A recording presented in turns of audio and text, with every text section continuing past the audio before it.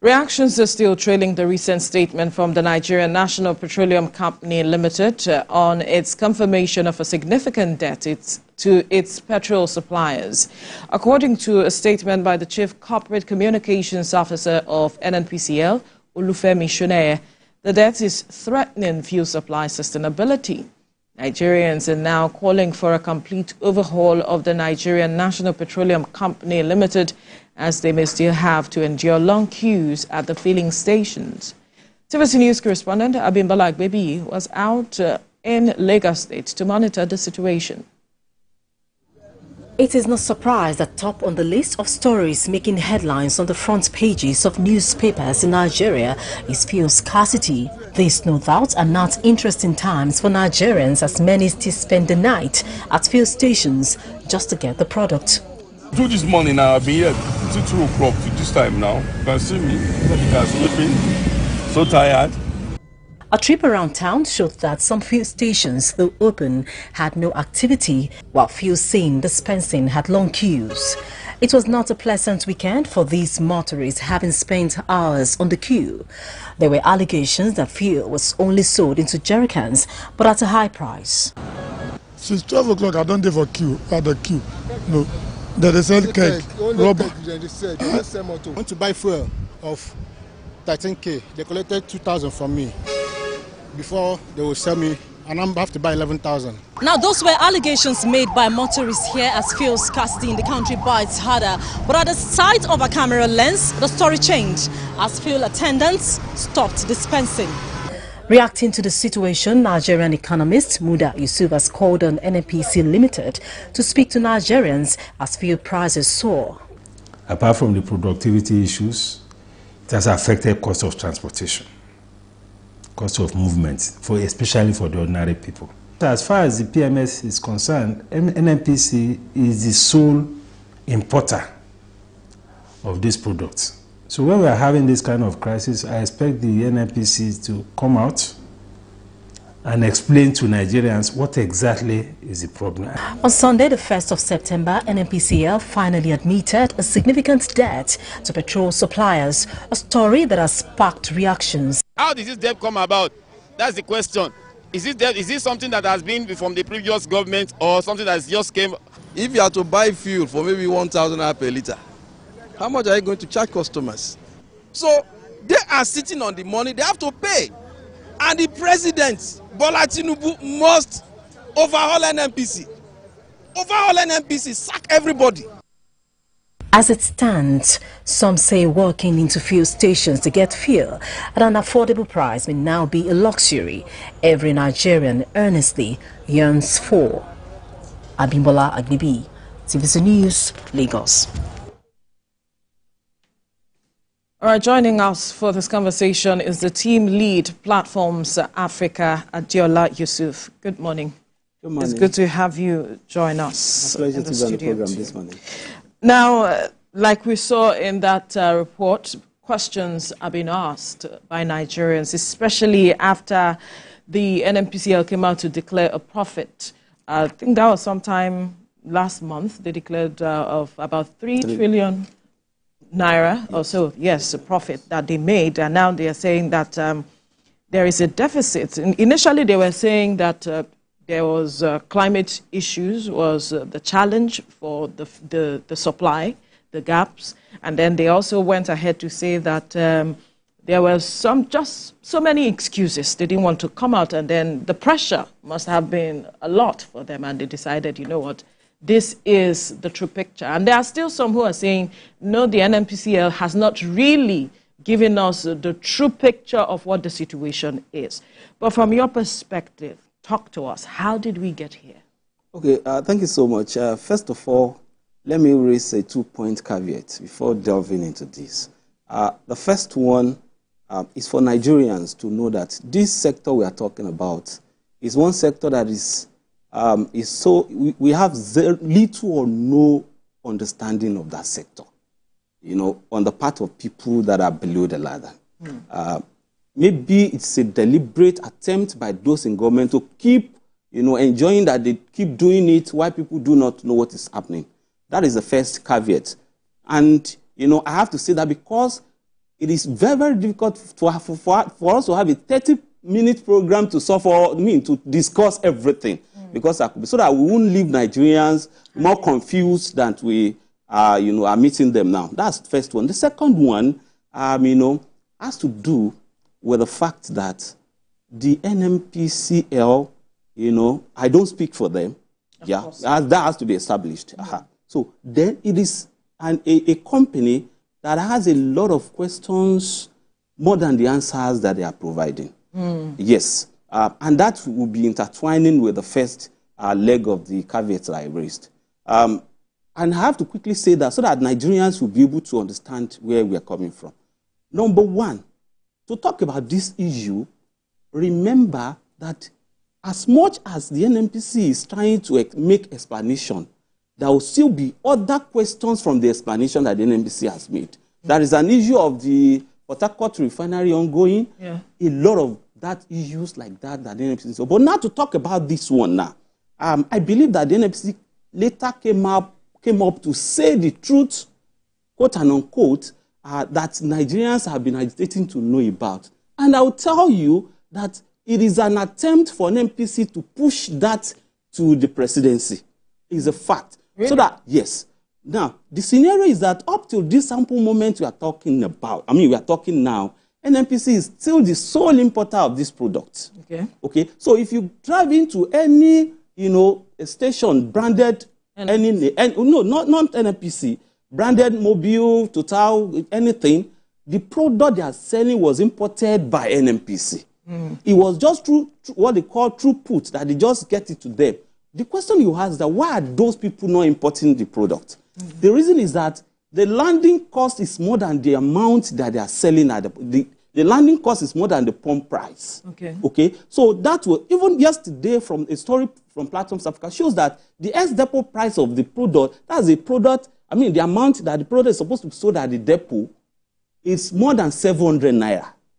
Okay, so people will buy, and the landing cost is around 1,000 naira. Now, someone will import the product, into Nigeria at 1,000 naira, and will give it out to people to sell around 600 naira, 700 naira. Who covers the difference? Who covers? Thank you. So that has been what has been the real issue that NNPC need to come out. There is this back and forth about whether subsidy is being paid or not. But fact of the matter is that the landing cost is more than the pump price. The example price is more than the pump price. They will want you to call it any other name aside subsidy. But fact of the matter is that under recovery. But that fact of the matter remains that there is still a gap in the amount, the true, price of the product and the amount you are buying it. But cast your minds back to the subsidy is gone forever, what we call the Eagle Square declaration by the president. Okay, so is subsidy truly gone forever? So that has been, the back and forth. We need to come out and be sincere with Nigerians. Fact of this matter is that this product is traded globally. You can go to your Google and check how much is a petrol sold.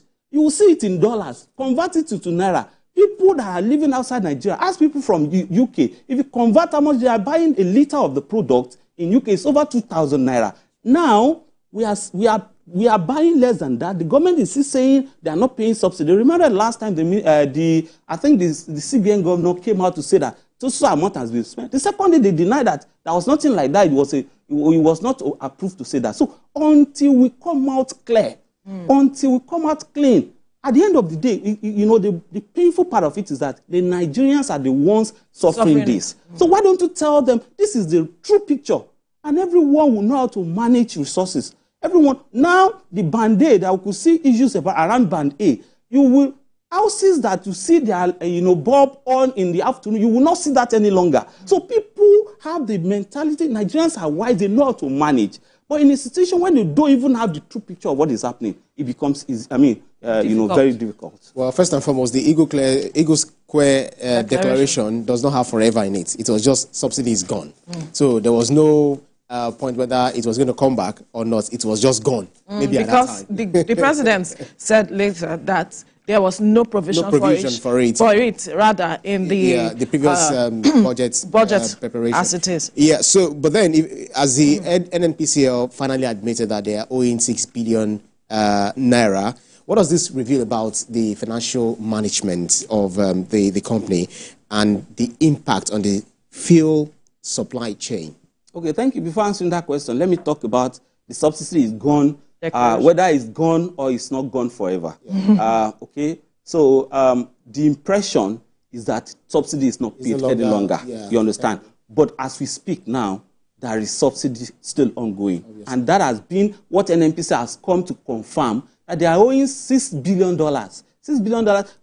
Since that statement by NNPC yesterday. I think it's in naira. It's 6 billion naira. It's $6 billion. It's in dollars. If they are owing $6 billion naira, it won't be a news to some people. You understand? $6 billion is huge. $6 billion is huge. Remember, the total amount that Dangote used to put his refineries in place is $20 billion. That's right. That is for 14 billion short of that. So it is a crisis that is on ground, and the truth and full information will be the solution to it. Now that aside, the question you asked about the company's financial management and the effect on the fuel supply chain. Okay, we have, in a few days ago, a report, of the books of NNPC, where they declared profit. Someone asked me yesterday that how would the NNPC declare profit at the end of the day be owing? One thing one thing we need to understand about business is that because the only challenge we have about this scenario is because those in government are not coming out clean. In business, if you are owing, it is not a crime. In actual fact, you owe, to make your book looks very, very good at times. So owing is not a problem in business, but not coming out clean is that the challenge. So now the NNPC is declaring profit. They are declaring profit because of the fact that NNPC's business is not only in the downstream subsector. In the upstream subsector, remember, every crude oil produced in Nigeria, that is in the upstream, produced in Nigeria, about 55 or between 50 and 55% of that is being owned by Nigeria, based on the arrangement, the JV arrangement. So NNPC is the one that is managing that for Nigeria. So in that business, that is booming. That is a very good business. So they will continue to have it. So when it comes to the finance of the NNPC, what we know is that the company book has shown that the company is still a very good company when it comes to finances. But this aspect of debt, like I said earlier, it is not a crime in business to owe. I understand, but we need to let people that debt will affect be aware of the full information. That is the crux of the matter. Right. Let's go back to something you mentioned earlier. You said this statement that they put out is throwing it at the president. How do you mean throwing it at the president? What do they expect him to do about it? Okay, so that the product will be sold at the real price. Okay, so Nigerians should expect an increase in pump price. They are already feeling that, though. Okay. When I was driving down to the studio, I saw queues everywhere, and the only place I could just manage to enter to buy the product, I bought it at 960 naira per liter. Okay, so in fact, I wanted to do transfer or use my card. The guy said no. The attendant said no. He will not collect that. I will need cash. I was begging. So that is a fact. The reflection is that you either queue for hours or buy it at the price close to the real price. So if we have information that is straightforward, simple about this scenario, I don't think we will continue to be in this crisis. Let's have information. The real price is over the price that we are buying it at the moment. So, and the only one that is, we'll get back to the Eagle Square Declaration, has been that Eagle Square Declaration until we now have maybe a reversal or something that has to do with review of that declaration. There's no way NNPC will not continue to... What kind of review can we have? Because the government said that the country cannot sustain the payment of subsidy as it is. following that statement, it had come out to say that more allocation were given to states to addressing these issues and cushion the effect of the removal of fuel subsidies. So if we are looking at a review of that statement or a reversal, what exactly are we looking at? Okay, thank you so much. To make it clearer for people, the $6 billion owned by NNPC is largely caused by, the statement, and at the end of the day, we are still paying. You understand? So to now balance this is to say that, okay, subsidy is reviewed. When we are reviewing it, subsidy is gone and is gone. Maybe the forever will not be added into it, and there won't be a behind the scene payment of subsidy. Yeah. You understand? Or if you want to have that behind the scene, come clean, and tell the people. That is it. I think the only major issue now is the information management. Transparency, yes. Yeah. So if we are to buy it, let us know that is amount we want to buy it. Those who will be able to, manage their, finances, they will know how to do it. You understand? Adiola, come to think of it, they said subsidy is gone. That's what we are made to understand. But then state governments are now receiving more allocations than they've ever been. So where is this money coming from? Because when they said that because we're paying subsidy, that's the reason states are not getting enough money. Now they are getting more than times three of what they were used to getting. So where are these monies coming from? Okay, thank you so much. The money we are getting in Nigeria, remember the figure is over 78% comes from crude oil transactions. That is the foreign exchange. You understand? So Nigeria is still exporting a lot of other things. There's a lot of engagement deals Nigeria has. So Nigeria is having money. Okay, so the aspect of it is important. The aspect of the subsidy, maybe subsidy is the one that is that aspect. To be clear about that aspect, we have been spending a lot of money on subsidy, and we are still spending that money. Before this arrangement, NNPC usually push it to the government to pay. Unlike now that NNPC is the one incurring the debt, it is the government that will incur the debt. Right. I don't know whether you understand that element. Yeah. So before now, there won't be enough money for government to share because that debt will be pushed to the government. But now, NNPC is the one putting that in his book. Now, with this arrangement now, I think a review is likely to happen. A review is likely to happen. So that states might not be receiving as much allocation as they are now used to? No. The review may be in the way of telling Nigerians that, okay, state to continue to review what you are, but you have to pay. At this moment, money has to exchange hand. And one thing about money is that, whether we like it or not, we can blow grammar from A to Z. Money is fluid. It goes the direction that, and it's not, it has nothing to do with politics. Where there will be profit, that is where money usually goes. So that is its nature. And we don't need to lie about this matter. So the review I'm talking about is not to say that they will stop the states from there, but to review, to tell the truth to the people. If the government, the state will not be able to get as much as it, let the people be aware of that as well. Right. The fact of the matter now is that $6 billion could have been incurred by the government. It would have been in the book of the government. At the end of the day, when the government wants to start sharing allocation, it will affect it. That has been the reason it has not been affected. Right. Now, let's come back to these statements that the NNPCL made, saying that this debt is threatening the sustainability of the fuel supply. In the papers this morning, we see that we still need about 6.6 trillion naira for the fourth quarter of 2024, when we are talking about getting fuel. Where would we get money now to NNPCL? What is this posing? What does this mean for the matter of fuel supply? From your perspective, 6.6 trillion naira is said to be needed for this quarter, the fourth quarter. Where does this leave us? Where does this leave Nigerians? Thank you. I love that question. Let's start from that question. They didn't name what that 6 trillion naira will be used for. Okay? If it is properly named, it would have been called subsidy. Do you understand it? Right. It would have been called subsidy. We need. But they just named it fuel supply. Fuel supply. Yeah. That is the issue of, half-truths and malinformation or disinformation we are still talking about. Everything still revolves around being clean and clear. subsidy. That amount means subsidy. Okay, so if Nigerians, we will share them or we will clap for them if they tell us the true picture of things.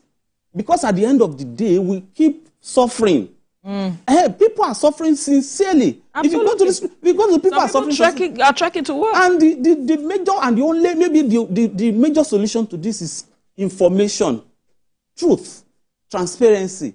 So if we need that 6-point-something trillion, let's call it subsidy. Let people know that it's subsidy. You understand? So if you call it subsidy, okay, people will start asking questions. Okay, we are still suffering this thing. So do we need to do this? Don't we need to do this? And I think government need to save itself, or people in government they need to save themselves of a lot of needless situation that they are even putting themselves. Perhaps making it clear that there is no longer subsidy, and then making us pay, through our nose for a price of petrol. A liter of petrol for the high price might also affect more, because we're having issues of food crises and all of that. But I don't know why we still have to be importing. Well, we imported up until Dangote Refinery seems to, have come off stream this month based on what they've said. But then they're saying that NNPCL will become the sole buyer from Dangote Refinery. That's according to report. Dangote Refinery also saying petrol will be exported if marketers boycott products. And they also said NNPCL may stop petrol imports as depot price nears 1,000 naira per litre. So where does this leave us? Okay, thank you very much. To start with, it is still showing, clear picture. And as we go day by day, we keep seeing clearer picture of what is happening, because that truth cannot be covered forever. To talk about the Dangote and the NNPC arrangement, as we speak now, I don't see any marketer in Nigeria that can buy Dangote product except NNPC, and I'll make that clear. Fact is that the amount of production, the production cost of petrol at Dangote Refinery is far, far higher than the pump price. Yes, that is the reality. Is it as higher than the landing cost? Okay, that arithmetic will be done, you understand, because it fluctuates. But once I'm very, very sure of that, I can see on the national TV, is that the production cost of petrol at Dangote Refinery, even when Nigerians start production, will be higher than the pump price. That's to show you that what we are selling is not the true price. Okay, let's call it a spade and rest. So no other marketers. And that has happened in importation arrangement, where only NNPC is the one importing, will still affect the Dangote arrangement. Do you understand that now? Because no other person will be able to go and buy there and sell at, buy higher and be compelled to sell lower. That is the truth about money that we've been talking about. So NNPC is the only one that can have that arrangement. But there has been issues back and forth between NNPC, Dangote. I've been saying it on national TV that issue has to do with business interest. Any Nigerians that want to queue up behind anybody is just, at the end of the day, you are going to lose, because when that is going to be settled on the table, you will not be called there. So that is on one side. The Dangote wants to sell, export the product. Dangote, like we said, is a private arrangement. Nobody can query him, because he will tell everyone that, he has established that, because he's a Nigerian. That's a fact. And he has employed a lot of Nigerians, thousands of Nigerians there. But the bottom line is that it's a profit-making institution. He will sell where his profit margin will be assured. That is a fact. And nobody will query him, because it's a private arrangement. Remember, the other time we were talking about 20% stake or share by NNPC. Later, Dangote came out to say it's just 7.5%. And NNPC confirmed that it's 7.5%. So when you want to sit on a table as a shareholder that's holding 7.5, I don't think you overrule any decision that is being made on that table. Right, so it's a tricky one. Maybe not a tricky one, because it is business. It is business. So we have to understand that, those things, we need to understand them. It has to be clear. It has to be clear. Right. Now, quickly, the independent marketers are saying that except we break this monopoly of NNPCL, importing, that this matter will go on. And then there are those who are saying, why are we not just looking at working on our refineries and ensuring that they can refine within Nigeria, and then we do the needful? Why are we looking at importing as it is? Okay, thank you. I usually say it, and this has been the cliche. The forefathers of Nigeria, have that foresight that wouldn't have put that, and they put arrangement on ground that would have prevented us from this mess that we are facing. Okay, and what did they do when refineries were being established?